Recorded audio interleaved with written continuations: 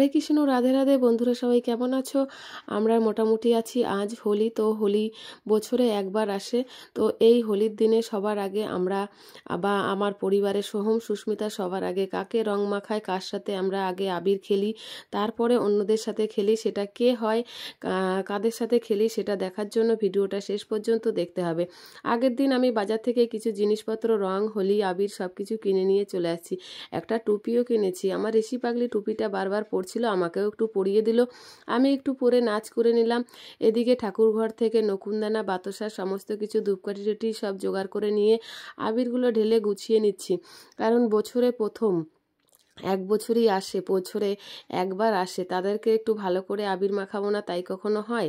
এই আবিরগুলো দিয়ে আমরা একটু আবিরে শ্যুট করেছিলাম, একটু ভিডিও করেছিলাম। এই থালেই আমি আবিরগুলো গুছিয়ে নিচ্ছি। আর এদিকে সোহম ঋষি খুব নাচানাচি করছিল, কারণ এদিকে এক দল এসে বাড়িতে বসে আছে, তারা রং খেলবে বলে আমাদের বাড়িতে ঘন ঘন আসছিল।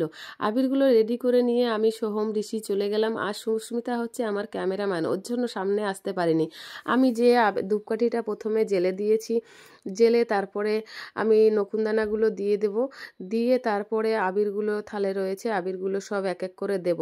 এদিকে যে দল এসে দাঁড়িয়ে রয়েছে সে দল তো খুব লাফালাফি করছে। আমাদের এই কাজটুকু হলেই তারা রং মাখাবে বলে ঋষিকে তবুও একবার লাগিয়ে দিচ্ছিল, আমি ধাওয়া দিয়েছি, তারা ছুটে পালিয়ে গেছে।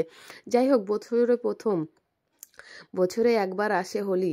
তো এটা হচ্ছে আমার শ্বশুর, একটা হচ্ছে আমার শাশুড়ির সমাধি। আমার শ্বশুর শাশুড়ি আমার বিয়ে হওয়ার অনেক বছর আগে মারা গেছে। তো সামনে থেকে তাদেরকে কখনো আবির মাখাতে পারিনি, সামনে থেকে কখনোই তাদেরকে সেবা করতে পারিনি। যাই হোক, তারা বছরে একবার আসে, সেই কারণে একটু ভালো করে তাদেরকে একটু আবির মাখাচ্ছি। তারা হচ্ছে আমার গুরুজন, কারণ তাদেরকে সামনে থেকে লাগাতে পারিনি তো কি করব, তাদের সেবা করতে পারিনি, তো এটা আমার কপাল পোড়া। সেই কারণে আমি তাদেরকে সামনে থেকে কোনো কিছুই করতে পারিনি। যাই হোক, আবিরগুলো আমি সুন্দর করে তাদেরকে লাগিয়ে দিলাম। আর ঋষি একটা শঙ্খ কিনে নিয়ে আসছিলাম মায়াপুর থেকে।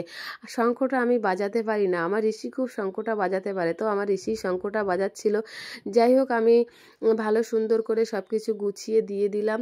দেওয়ার পরে আমি যখন হোলিগুলো, আবিরগুলো মাখাচ্ছিলাম আমার শ্বশুর শাশুড়ির সমাধির উপরে, তখন ঋষি, সোহম, সুস্মিতা বলছে, ঠাকুমা দাদু যদি আজ বেঁচে থাকতো না, যেভাবে লাগাতাম হোলি তা বলার মতো না, একদম পুরো ভূত বানিয়ে দিতাম। আমি ওদেরকে সান্ত্বনা দিয়ে বলছি, যাই হোক, তোমাদের ঠাকুমা দাদু নেই তো কি করবে, সবার তো ঠাকুমা দাদু থাকে না। যাই হোক, ওদেরও নেই, আমি প্রতি বছরই কি ওনাদেরকে আগে দিই। তারপরে আমার ঋষিকে একটু হোলি মাখিয়ে দিলাম। আমার ঋষি আমাকে একটু মাখিয়ে দিল, মাখিয়ে দিয়ে প্রণাম করছে। তারপরে ঋষি ঠাকুমা দাদুকে দিয়ে দিল। এক এক করে আমরা সবাই এইখানে আবির মাখাই, কারণ এরা হচ্ছে ওদের ঠাকুমা দাদু হয়। তো সবাই এক এক করেই দেয়। আমি জানি না যাদের সোহম সুস্মিতা এদের মতন ঠাকুমা দাদু থাকে তারা কীরকমভাবে হোলি খেলো আমি জানি না, কিন্তু এদের নেই, এরা খুব দুঃখিত। এরা ঠাকুমা দাদুকে লাগাতে পারে না, কিন্তু এইখানে এরা ভালো করে প্রতি বছরই ভালো করে এরকমভাবে লাগায়। তিনজনে একসাথে দেওয়ার জন্য একটু বায়না করছিল, আমি বললাম ঠিক আছে তিনজনে একসাথে দাও।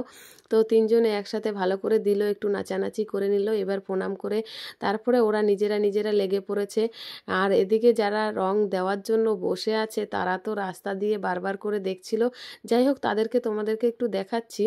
কিন্তু আর একটা দেওর এসে বাড়িতে বসে আছে, একটু আবির খেলবে বলে আমাদের সাথে। যাই হোক, দেওরকে বললাম একটু বসে থাকো, আগে আমাদের বাড়িতে গুরুজনদেরকে দেওয়া হবে, তারপরে তুমি দেবে। তো আমার দেওরটা বসেছিল। এদিকে তিন ভাই বোনে লেগে পড়েছে আবির খেলতে। যাই হোক, তিন ভাই বোনের আবির খেলাটা কেমন লাগলো, ভিডিওটা কেমন লাগে সেটা একটু বলবে। সোহম একটু নাচ করে নিল, ঋষি একটু নাচ করে নিল। যাই হোক, ওদের নাচ দেখে আমারও খুব ভালো লাগলো, কারণ ওরা ছোট, ওদের তো কেউ সেইভাবে ভালোবাসার মতন নেই। যাই হোক, ঠাকুমা দাদু থাকলে হয়তো ওরা কত খুশি হতো। যাই হোক, নেই তো কি হয়েছে, আমাকে একটু ডাকলো, আমি একটু দেওরকে বললাম তুমি একটু ক্যামেরাটা ধরো। দেওর চলে আসলো, ক্যামেরাটা একটু ধরলো, আর আমি মোটামুটি সবাইকে ওদেরকে একটু ভালো করে লাগিয়ে দিলাম, ওরাও আমাকে একটু ভালো করে লাগিয়ে দিল। সুস্মিতা এই ফাঁকে বলে দিল একটু হোলি হে।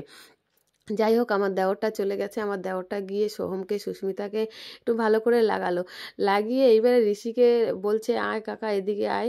তো কাকাকেই ছুটাছুটি করছে, কাকাকে কি আর ছুটে ধরতে পারে? কাকা এককে ছুটে একদম পুরো স্কুল মাঠে চলে গেছে। যাই হোক, কাকাকে ধরতে পারেনি। আর এদিকে দেখো সেই দলরা একদম ঘোরাঘুরি করছে, বারবার করে আমাদের বাড়িতে ঢুকে পড়ছে। আমি বলছি থাম থাম, রাস্তায় একটু জামা মেলেছি, জামাগুলো মেলবো কী করে? তারা তো রং দিয়ে একদম পুরো জামাগুলোয় ভূত করে দিয়েছে, এদিকে দেওরটাকে আমি একটু লাগিয়ে দিলাম। এই হচ্ছে আমার রং খেলা। ভিডিওটা কেমন লাগে কমেন্টে জানিও।